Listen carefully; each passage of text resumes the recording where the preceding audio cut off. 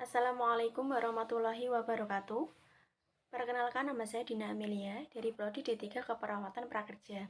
Di sini saya akan menjelaskan tentang sistem kardiovaskuler atau sistem jantung.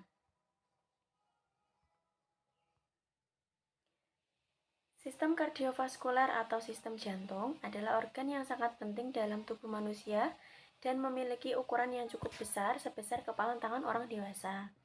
Setiap harinya jantung berdebar 1000 kali dan dalam masa periode itu jantung memompa 2000 galon darah atau setara dengan 7.571 liter darah. Jantung berfungsi memompa dan menyebarkan darah dengan mengangkut oksigen ke seluruh tubuh. Jika jantung bermasalah, maka oksigen di dalam tubuh juga akan bermasalah atau terganggu. Selanjutnya adalah ruang jantung. Ruang jantung terdiri atas 4, yaitu atrium kanan, ventrikel kanan, atrium kiri, dan ventrikel kiri.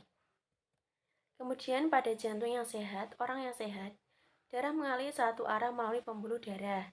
Terdapat sebuah jantung, epiperikardium, yang juga mengandung sedikit cairan. Dinding jantung tersusun atas 3 lapisan, epikardium, myokardium, dan endokardium. Jantung terletak di dalam rongga taki di balik rongga dada. Struktur jantung berbelok ke bawah dan sedikit ke arah kiri. Masanya kurang lebih 300 gram, besarnya sebesar kepalan tangan orang dewasa. Normalnya, jumlah darah yang terpompa menuju paru-paru sama dengan jumlah darah yang terpompa ke seluruh tubuh. Ketika beristirahat, jantung berdetak kurang lebih 72 kali per menit. Pada saat berdenyut masuk ke dalam ruang jantung disebut diastol. Selanjutnya, jika jantung berkontraksi dan memompa darah keluar dari jantung disebut sistol. Kemudian otot jantung atau yang disebut dengan miokardium berfungsi membantu memompa darah ke seluruh tubuh. Kemudian otot jantung berfungsi meremas darah sehingga darah dapat keluar dari jantung saat berkontraksi dan mengambil darah pada saat relaksasi. Ciri-ciri otot jantung yaitu berbentuk memanjang, mempunyai inti sel yang berada di tengah, kemudian serat jantung memiliki panjang kisaran 10-50 mm dan diameternya berkisaran antara 14 mm. Kemudian kemampuan menghantarkan rangsang dan kemampuan untuk merespon stimulus. Jantung sangatlah penting bagi tubuh manusia. Kelainan pada jantung dapat berisiko kematian. Masalah pada jantung karena kegagalan organ jantung seringkali dibagi menjadi 2, yaitu penyakit jantung dan serangan jantung. Pertama, ada penyakit jantung, adalah sebuah kondisi yang menyebabkan jantung tidak dapat melaksanakan tugasnya dengan baik dan juga sempurna. Otot jantung yang lemah ini adalah keadaan bawaan sejak lahir atau genetika. Disebabkan karena otot jantung yang lemah karena aktivitas dalam kandungan yang terlalu berat, sehingga bisa saja menyebabkan kebiruan atau sianosis. Yang kedua yaitu serangan jantung adalah sebuah kondisi di mana menyebabkan jantung sama sekali tidak berfungsi. Kondisi ini terjadi secara mendadak dan seringkali disebut dengan kegagalan jantung atau gagal jantung. Penyebabnya karena terhambatnya suplai darah ke otot-otot jantung, sehingga menyebabkan otot jantung mengeras.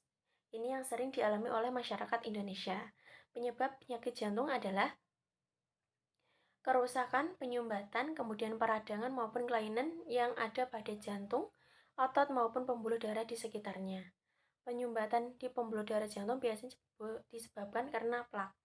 Plak ini berwarna hitam yang kemudian bisa mengeras dan juga pecah. Hal ini dapat menyebabkan nyeri pada dada dan ketidaknyamanan yang disebut dengan angina. Penyebab lainnya adalah perkembangan jantung yang tidak sempurna, infeksi atau aliran darah kayak oksigen ke jantung yang tidak tersuplai dengan baik.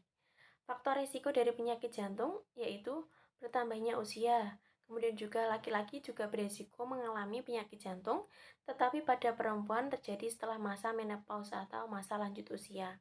Kemudian keturunan atau genetika, kebiasaan merokok sehingga menyebabkan pembuluh jantung peradang akibat zat kimia rokok.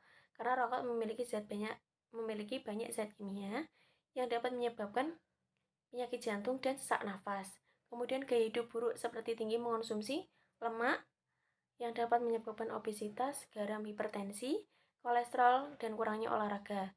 Terdapat masalah kesehatan tertentu seperti diabetes, hipertensi, dan stres secara terus-menerus. Kemudian juga pengobatan untuk penyakit jantung. Pengobatan pada penyakit jantung bisa tergolong berbagai macam, seperti perubahan gaya hidup. Perubahan gaya hidup bisa ditandai dengan menghindari makanan yang berlemak, kemudian diet dengan rendah natrium atau rendah garam yang dapat menyebabkan hipertensi. Kemudian berhenti merokok dan juga membatasi mengonsumsi alkohol. Kemudian juga bisa dilakukan dengan olahraga secara rutin selama 2 kali dalam seminggu atau tidak 3 kali dalam seminggu, 30 menit. Itu juga bisa membantu mencegah penyakit jantung. Kemudian jika penyakit jantung tersebut sudah muncul, maka bisa dikontrol dengan cara mengonsumsi obat dari dokter. Obat sakit jantung terdiri atas heparin yang digunakan untuk mencegah komplikasi setelah terjadinya serangan jantung. Kemudian obat diuretik digunakan untuk menurunkan tekanan darah tinggi, obat aspirin dan statin yang merupakan obat penurun kolesterol. Kemudian selanjutnya ada tindakan operasi yang biasa dilakukan jika penyakit jantung tidak dapat diatasi dengan sempurna.